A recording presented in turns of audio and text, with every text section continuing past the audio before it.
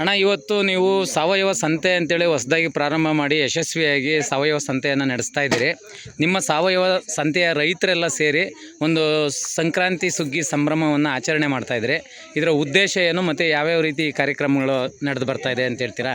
ಇಲ್ಲಿ ನಮ್ಮ ಪರಂಪರೆಯಲ್ಲಿ ಮೊದಲಿನಿಂದಲೂ ಈ ಒಂದು ಸಂಪ್ರದಾಯಗಳು ಸಾಕಷ್ಟು ಇತ್ತು. ನಾವು ಹುಡುಗರಿದ್ದಾಗೂ ನಾವು ಎತ್ತುಗಳನ್ನು ಪೂಜೆ ಮಾಡೋವಂಥದ್ದು, ಮೆರವಣಿಗೆ ಮಾಡೋವಂಥದ್ದು, ಅವುಗಳ ಅಲಂಕಾರ ಮಾಡೋವಂಥದ್ದು ಭಾಳ ಸಂಭ್ರಮಿಸ್ತಾ ಇದ್ವಿ. ಇತ್ತೀಚೆಗೆ ಬರ್ತಾ ಬರ್ತಾ ಬರ್ತಾ ಆ ಒಂದು ಸಂಪ್ರದಾಯಗಳು ಕ್ಷೀಣ ಆಗ್ತಾಯಿದೆ. ಯಾಕಂತಂದರೆ ಗೋವುಗಳ ಸಂಖ್ಯೆ ಕಡಿಮೆ ಆಗ್ತಾಯಿದೆ. ಕಮರ್ಷಿಯಲ್ ಆಗಿ ನಮ್ಮ ರೈತರು ಯೋಚನೆ ಮಾಡೋ ದೃಷ್ಟಿಯಿಂದ ಗೋವುಗಳು ನಾಶ ಆಗ್ತಾ ಇರೋದ್ರಿಂದ ಈ ಒಂದು ಸಂಪ್ರದಾಯಗಳು ಮತ್ತು ಆಚರಣೆಗಳು ಎಲ್ಲ ಕಡಿಮೆ ಆಗ್ತಾ ಇರೋದ್ರಿಂದ ಇದನ್ನು ಮತ್ತೆ ಪುನರುಜ್ಜಿಸಬೇಕು, ಜನಗಳಿಗೆ ತಿಳಿಸ್ಬೇಕು. ನಮ್ಮ ಹಿಂದಿನ ಪೀಳಿಗೆಗೆ ನಾವು ಈ ಥರ ಇದ್ವಿ, ಈ ಥರ ಇದೆ, ಇದನ್ನು ಮಾಡಬೇಕು ಅನ್ನೋ ಒಂದು ನಾವು ಮನವರಿಕೆಗಳನ್ನು ಅವ್ರಿಗೆ ನಾವು ತಿಳಿಸ್ಕೊಡೋ ದೃಷ್ಟಿಯಿಂದ ಈ ಒಂದು ಕಾರ್ಯಕ್ರಮ ಮಾಡ್ತಾಯಿದ್ದೀವಿ. ಈ ಕಾರ್ಯಕ್ರಮದಲ್ಲಿ ಏನೇನು ಪ್ರಮುಖವಾಗಿತ್ತು? ಈ ಕಾರ್ಯಕ್ರಮದಲ್ಲಿ ನಾವು ರಾಗಿ ಕಣ ಮಾಡಿದ್ವಿ. ರಾಗಿ ಅಂದರೆ ನಾವು ಭತ್ತ ಇವೆಲ್ಲ ಧಾನ್ಯಗಳನ್ನೆಲ್ಲ ಗುಡ್ಡೆ ಮಾಡಿ ಅವಕ್ಕೆ ಪೂಜೆ ಮಾಡೋವಂಥದ್ದು, ಅಲಂಕಾರ ಮಾಡೋವಂಥದ್ದು ರಾಗಿ ಕಣ ಮಾಡಿದ್ವಿ ನಮ್ಮ ಕಡೆಯಿಂದ.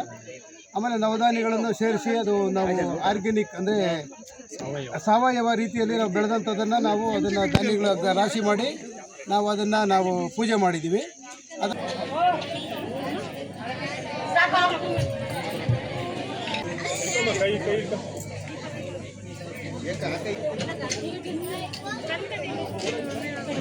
ನಂತರ ಸಾಂಸ್ಕೃತಿಕ ಕಾರ್ಯಕ್ರಮಗಳಾಗ್ತಾ ಇದೆ. ಮಾಯದಂತ ಮಳೆ ಬಂತಣ್ಣ ಮಧುಗಾದ ಕೆರೆಗೆ, ಮಾಯದಂತ ಮಳೆ ಬಂತಣ್ಣ ಮಧುಗಾದ ಕೆರೆಗೆ. ಅಂಗೈನಷ್ಟು ಮೋಡವಾಗಿ ಭೂಮಿ ತೂಕದ ಗಾಳಿ ಬೀಸಿ, ಭೂಮಿ ತೂಕದ ಗಾಳಿ ಬೀಸಿ, ಭೂಮಿ ತೂಕದ ಗಾಳಿ ಬೀಸಿ. ಗುಡಗಿ ಗೂಡಾಗಿ ಚೆಲ್ಲಿದಳೋ ಗಂಗಮ್ಮ ತಾಯಿ, ಗುಡಗಿ ಗೂಡಾಗಿ ಚೆಲ್ಲಿದಳೋ ಗಂಗಮ್ಮ ತಾಯಿ. ಸವೆ ಮುಂಗಾರ ಮಳೆ ಮೋಡ ಚಿತ್ತರ ಬಿಡಿಸವೆ, ಮುಂಗಾರ ಮಳೆ ಮೋಡ ಒಟ್ಟಾಗಿ ಮುಗಿಲಾಗೆ ನಿಂತವೆ ಮುಟ್ಟಾಗೆ, ಒಟ್ಟಾಗಿ ಮುಗಿ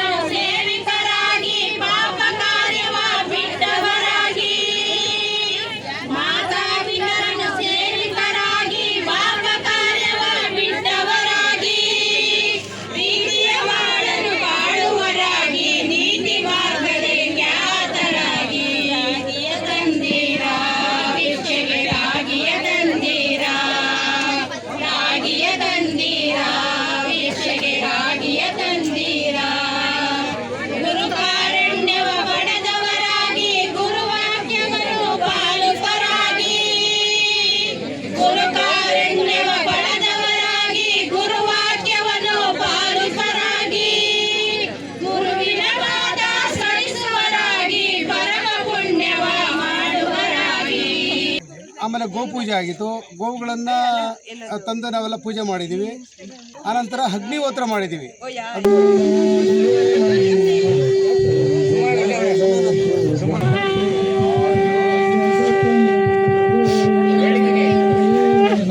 ಕಣ್ಣು ಮುಚ್ಚಿ ಧ್ಯಾನ ಮಾಡಿ ಈ ಪಂಚಭೂತಗಳಲ್ಲಿ ವಾಯು ಅನ್ನೋದು ಬಹಳ ಮುಖ್ಯ.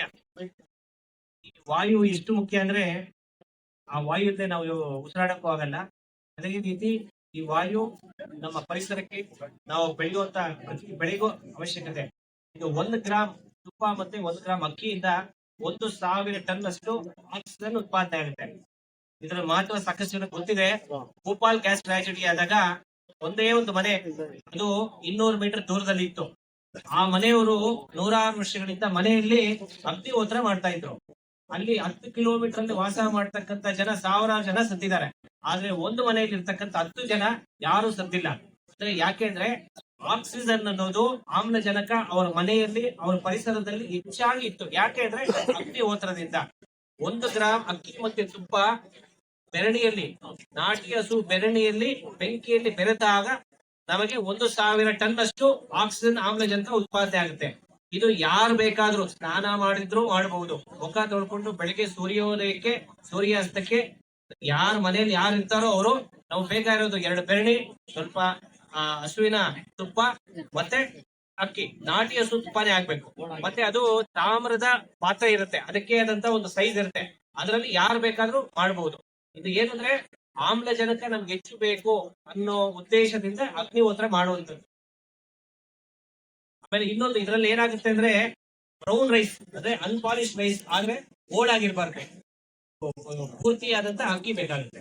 ಇದು ಯಾರು ಬೇಕಾದ್ರೂ ಮಾಡ್ಬೋದು, ಎಲ್ಲಿ ಬೇಕಾದ್ರೂ ಮಾಡ್ಬೋದು, ಮನೆಯಲ್ಲಿ ಯಾರು ಫ್ರೀ ಇರ್ತಾರೋ ಅವ್ರು ಮಾಡ್ಬೋದು. ಇದು ಅಗ್ನಿಹೋತ್ರದ ಮಹತ್ವ. ಇದೇನು ಹೋಮ ಹವನ ಅಂತಲ್ಲ, ನಮ್ಮ ಪರಿಸರಕ್ಕೆ, ನಮ್ಮ ಆರೋಗ್ಯಕ್ಕೆ, ನಾವು ಬೆಳೆಯುವಂತ ಬೆಳೆಗೂ ಇದರ ಅವಶ್ಯಕತೆ ಬಹಳ ಇದೆ. ಪಂಚಭೂತಗಳಲ್ಲಿ ತುಂಬಾ ಮಹತ್ವವಾದಂತದ್ದು ವಾಯು.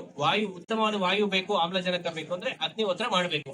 ನಮ್ಮ ಮನೆಗೂ ಅಷ್ಟೇ, ಎಲ್ಲಾರು ಆರೋಗ್ಯವಾಗಿರ್ಬೇಕು ಅಂದ್ರೆ ಅಗ್ನಿಹೋತ್ರ ಮಾಡಿ. ಆನಂತರ ಕಿಚ್ಚನ್ನು ಹಾಯಿಸಿ ದನಗಳನ್ನ ನಾವು ದಾಟಿಸೋ ದೃಷ್ಟಿಯಿಂದ ದನಗಳಿಗೆ, ಗೋವುಗಳಿಗೆ ಆರೋಗ್ಯ ವೃದ್ಧಿ ಆಗಲಿ ಅನ್ನೋ ಉದ್ದೇಶಕ್ಕೋಸ್ಕರ ನಾವು ದನಗಳನ್ನ ಕಿಚ್ಚಾಯಿಸುವಂತ ಕೆಲಸ ಮಾಡ್ತೀವಿ.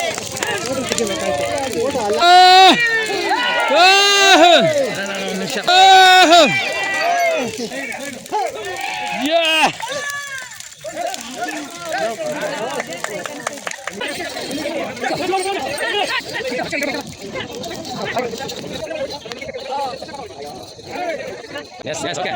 Wait.